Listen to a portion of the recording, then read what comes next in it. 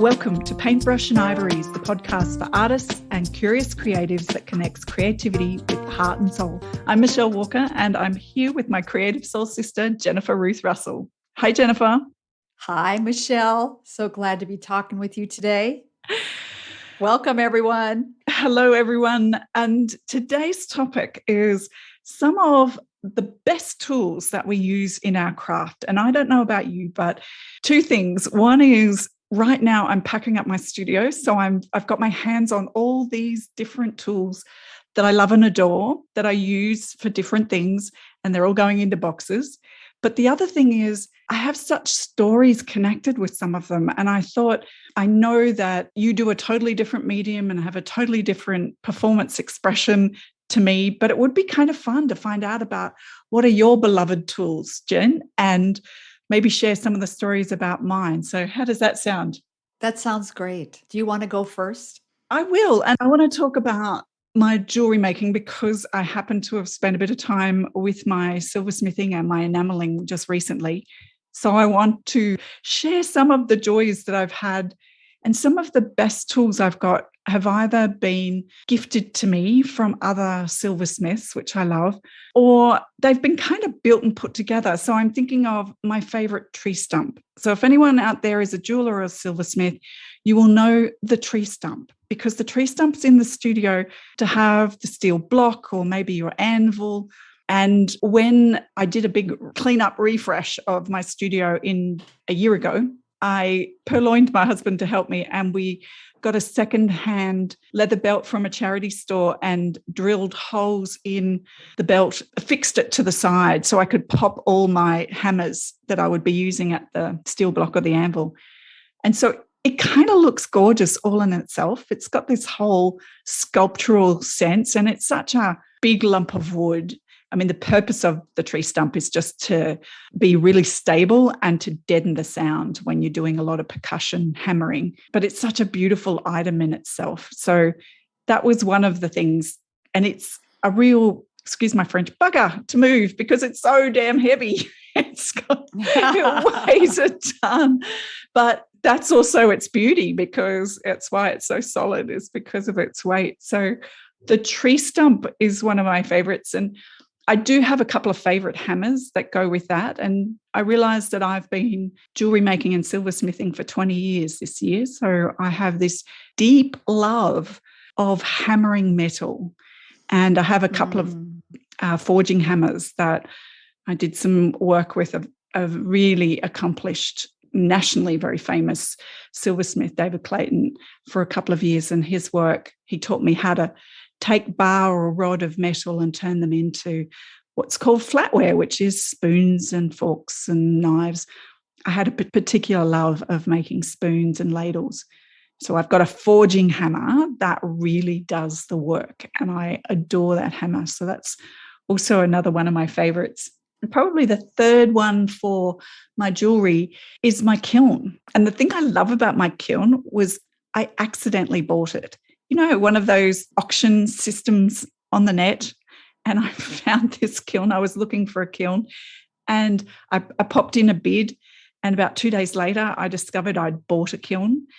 And what made it funny was I had no idea that it was the exact kiln I wanted, because the lady, when she put it up for auction, she used the wrong descriptor. She actually used the temperature management gauge name, not the brand of the kiln. So I thought I'd bought a dud. I was terrified that I'd just paid hundreds and hundreds of dollars for this thing that was going to turn up, and it wouldn't necessarily be what I wanted. And when it came, it turned out it was like the Rolls Royce of kilns. And I was overjoyed. I really felt like the universe had sort of navigated and steered me, and nobody else had seen it because it wasn't branded Rolls Royce of kilns. It was branded this sort of obtuse, brand of a tire equivalent.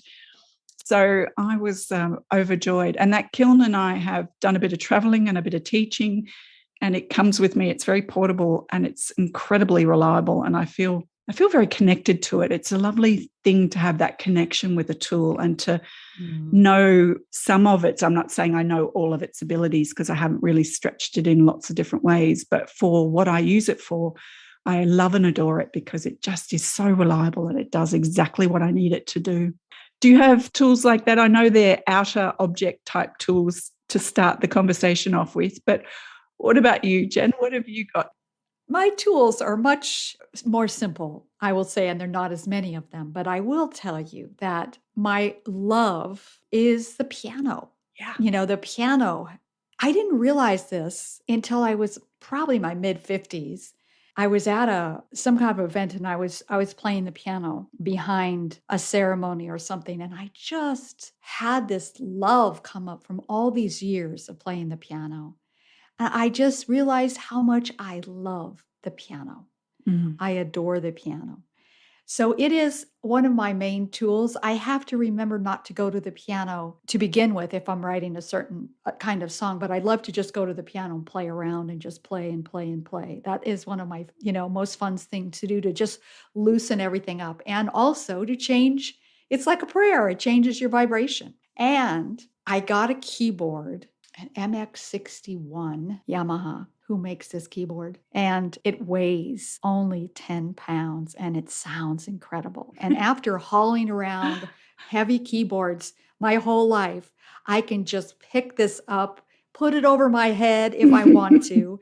And to me, it is just one of the most delicious things to be able to travel, get the sounds I want. And this beautiful keyboard, it doesn't only come with amazing sounds, but has rhythms in it. It allows Michael and I to do a duo with rhythm. It's a lot of fun to use. And it totally intimidated me for a while. But I always remember it's only 10 pounds. and it can go with me anywhere I go. It can sit on my lap easily on the bed if I need to do that. Just plug in some headphones so I can hear it. It's good to go, and I can put it on my back. The case that it came with some straps that I can put on like a backpack, and it just makes me feel very smart. So that's my number one tool, I have to tell you. So it's the antithesis of my tree stump then. Yes. Yes, absolutely. It's interesting how we create a connection with our tools, isn't it? I find, when I talk to other artists and see them in their making of their craft and where they've got this incredible affinity. And I love that when I feel that with a tool. And I'm really much more conscious now when I get something new that, I don't have that connection yet. So I'm much more likely to be gentle and slow and attentive because I don't have that connection yet. But almost like I breathe the expectation that that's possible and that that's coming rather than an immediate frustration because it doesn't feel right. The other thing that I love, talking about the more sophisticated tools that we've talked about, or maybe even the more expensive ones, I also have a love of very simple things, which I'm sure you have as well. And my equivalent is, I think about my painting practice. And I have a deep love of my Catalyst Wedge. So for any painters out there listening, they will probably recognize the brand Catalyst. And a wedge is almost like a bowl scraper that you use in the kitchen, but you can push areas of paint around, and there's something about it. It's very different to a brush, and I really adore that.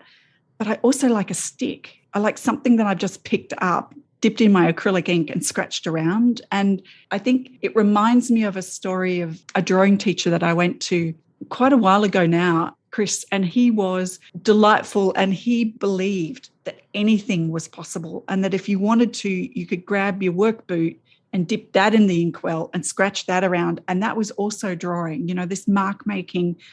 And I'm a bit of a lover of mark making from a rudimentary sense, things that really express who we are by literally putting paint or pen to a page.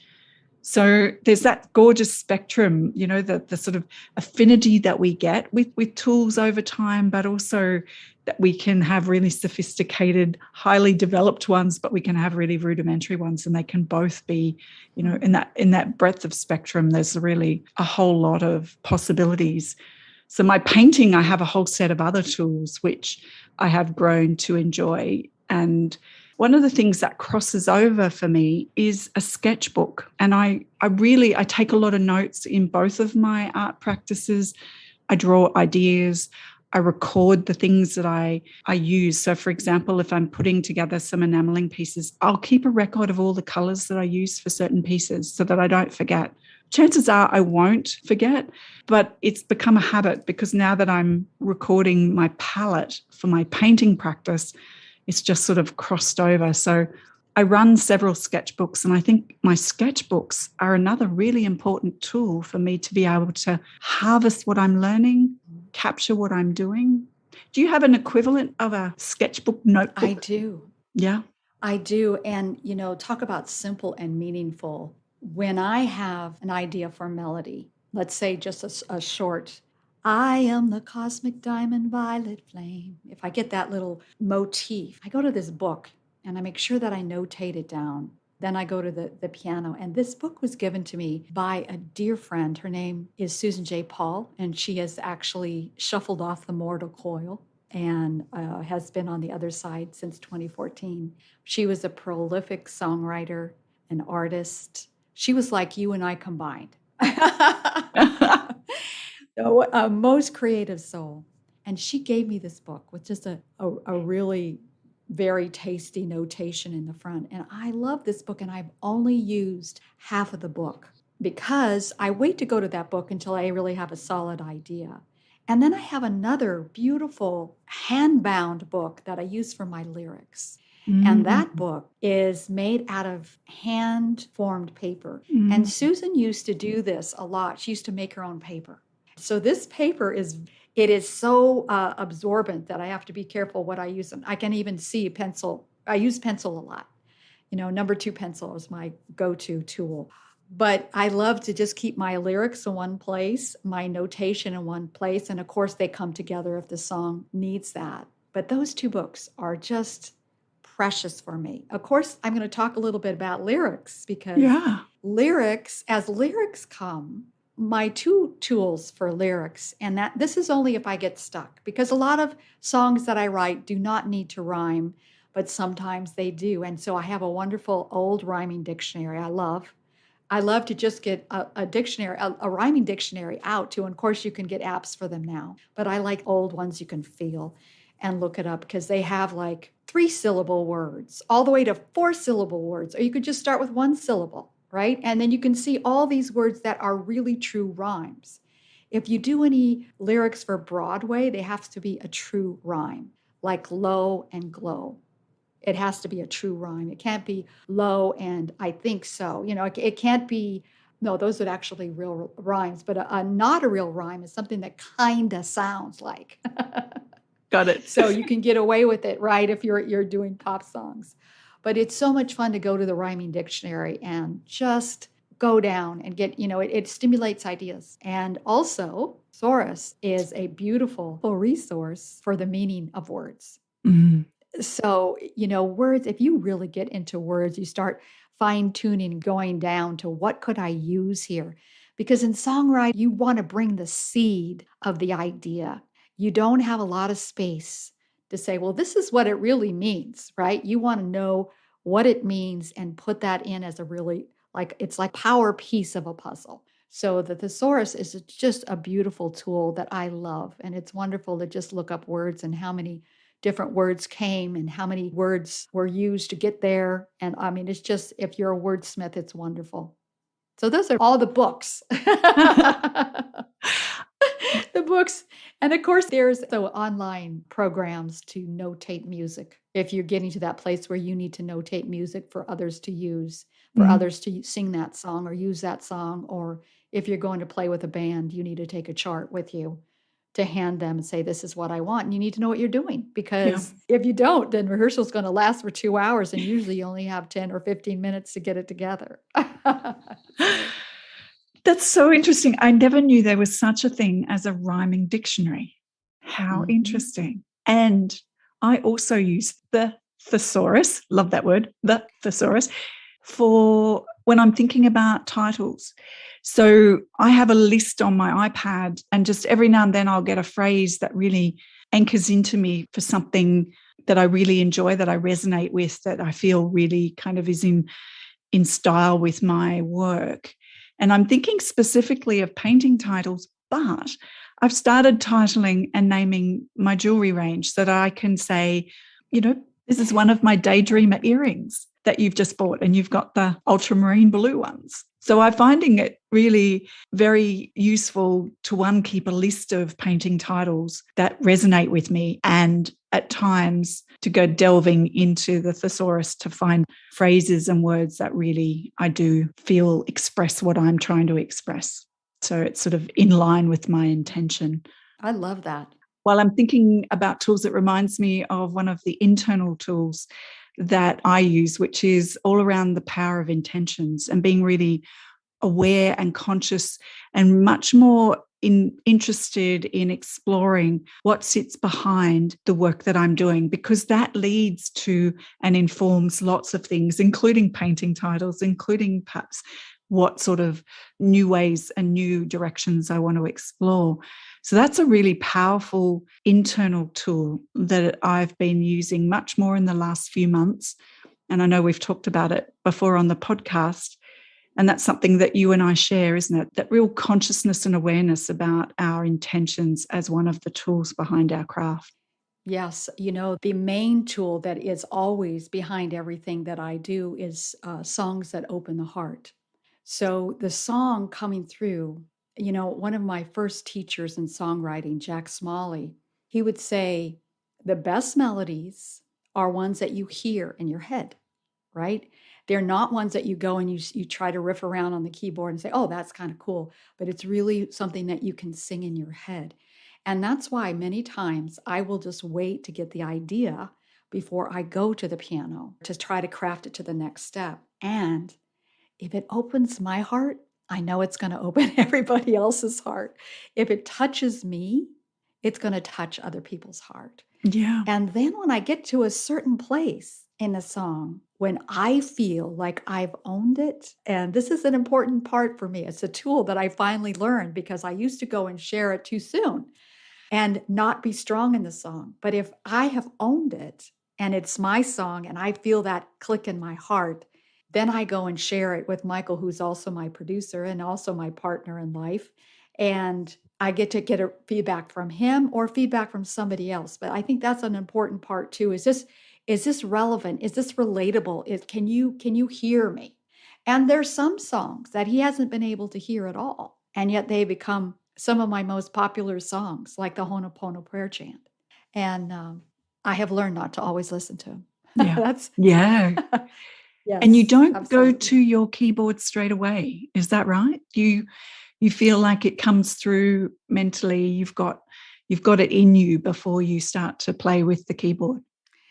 It comes in both ways. Yeah. But even if I go and sit at the piano, I try not to pick out the melody. I might start with just a chord on the piano and see what's playing around that chord. But also, what is this song wanting to be? It already has a signature before you even start, right? You know that with paintings. It's like, does it want to be wispy and light and kind of like a waltz? Does it want to be a march? Does it want to be something that's like a power ballad? Is it something that we have to proclaim from the mountaintop? Or is it going to be a whisper of intimacy? I mean, it's really wonderful to get into the feeling tone. And of course, sometimes you just are playing around and something pops up. And that's always fun too. Yeah. Yeah.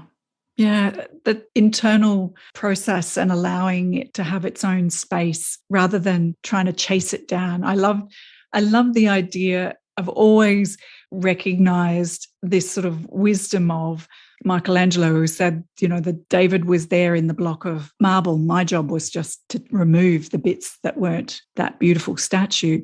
And I feel like very similar, the work itself has its own expression and really wants to come through. And my job is to be attentive to that and to see rather than force and push. When it's trying to be a wispy painting and I'm trying to make it a strident painting, for example, that sort of combination, following what's coming through. That's part of the process that I adore about abstract landscapes, is that I don't go in with a formula or a fixed view. I get informed and delighted by what emerges. Although I recognize sometimes it gets to the messy middle, I'm still able to show people stuff that's messy and ugly in its ugly phase, because I kind of don't mind. I know it's going somewhere, and it's just that the big lady hasn't sung yet, that's why it's not beautiful. It's because we're not finished. So what are some of the other tools? I know you're also recording music, you're recording your morning light meditations. You've got other tools in your kit that you use for across your endeavors. Yeah, I want to speak into both of those because there's two different things that are coming up when you ask that question. The first is when I do morning light meditations, it truly is a meditation for me. And my number one tool is listening, really listening deeply, and to see if there's a message from Mother Mary or what is in the field that wants to be answered. What do I feel as I sense into what humanity is going through? Like, is there something that is really being called for? And then my number one tool is the iPad. Yes. And I have a cool little keyboard that I can just listen and type. And that has been such a gift. That iPad and that keyboard has been the tool that just allows my fingers to take the words in. It's almost like I feel like I'm just a giant L. I'm receiving from the vertical line and I'm putting out with the horizontal line with my fingers on the keyboard. And then recording. When I do a light language song, I have everybody leave the studio and I really go in there and I actually play and sing at the same time. And downloading the intention, you talked about that already. The intention, I have a whole process I go through before of really anchoring into what this song is going to be for, like downloading the opulence light codes. Those absolutely were instilled in me in a morning. And I went and I played them in to Logic Pro was the tool that we use to record. And then I just fine-tuned it from there with Michael. Michael's getting tools all the time. And sometimes it upsets me because he wants to get the perfect sound, right? And so I think we've gotten the perfect sound, and then he orders a new plugin. And so the perfect sound has to go through a whole synthesis again to be mastered, And I'm like, oh, but it was sounded perfect back here, and it's like, no, we have to get this new tool integrated. So recording is really, when I'm doing a regular pop song or let's say a jazz or whatever it is, when I'm doing a song like that, listening back to the recording is a powerful tool, to just fine tune it and wow, this isn't working, let's take this out. This is working, let's take that out. But let's keep this, and it usually is more about taking out than putting more in. So there is a role for technology, isn't there? Because I'm a ditto on the iPad. The iPad is an extension of all of my creative pursuits. I've got all sorts of threads and harvests of gems sitting on my iPad. So it's definitely part of my being, So I feel like I do all sorts of creative activities. Like I can do video edits and I can jot down ideas for podcast episodes and I can keep a list of my painting titles. And I've got two favorite apps that I use all the time. One is Graphic, where I can manipulate. I take an image of my painting at the end of the day out of the studio. And then in the evening, as I'm sort of relaxing after dinner, I can have a play. And I don't always do that process, but it's something that I can do on my iPad. And that's what I use, the Graphic app. And the other app that I use all the time is Paper, which is like having a bookshelf of little sketchbooks. And I have different sketchbooks for different purposes. And I've got one called Shiny Things, which is where I draw all my jewelry designs. So that's a virtual sketchbook rather than a real one. The ones we were talking about earlier, I was actually meaning physical walk around in your hand type sketchbooks. But those apps and that bit of technology just expands a way of being creative and a way of doing both of my art practices, both my painting and my jewelry and enameling, which I find interesting. So yes, I'm a big yes on the iPad and how much that's become a part of my life. Really, in the 11 years since I've got it, all the functionality that was sitting on a laptop, which I kind of put up with not having in the early days, is now all on my iPad, everything. It's just amazing the sort of evolution of these technologies. So, the equivalent of the different apps and so forth that you can get through your music recording and synthesis type add-ons. It's all now on the iPad's got its own version of all those things too. It's very convenient and very lightweight. Yeah. What other things have you got in mind when we think about tools? Anything else that you want to add before we wrap? I think I've covered everything that's present with me today. So Yeah. I'm sure there's more, but that's what's coming up today. I love your 2B pencil as your go-to. That reminded me of the simplicity of those things. So when we think about our tools, they've got to be in service for us. And I think one of the traps as artists is that we think we need all these things and we need the sort of the latest and the greatest. But what really matters to me is the ones that I feel a connection with, or the ones I feel inspired to make a part of my practice. And then if I do that consciously and if I do that mindfully, then I'm okay to purchase that other thing, that try out that new thing, rather than just doing it perhaps less consciously or less aware and just feeling like we need it. Because buying art materials and buying art stuff can be a whole separate pastime and time expender and money expender, quite separate from the making of art, I have discovered. So, so I think that's a good thing to remember. And our tools are really part of who we are when we come to practice our craft. And so it's really been interesting hearing about your favourite tools, Jen. And I hope everyone enjoys listening to this episode. And if you've got a favourite tool for your art practice, we'd love to hear about it. And if it's got a story attached, that would be a delight for us. So thank you, everyone, for joining us today. Yes. Thank you, Jen. It's great to chat with you. Thank you, Michelle. Yes. We say farewell to everyone until we talk again, sending you a ton of love. Until next time, bye for now. Bye for now.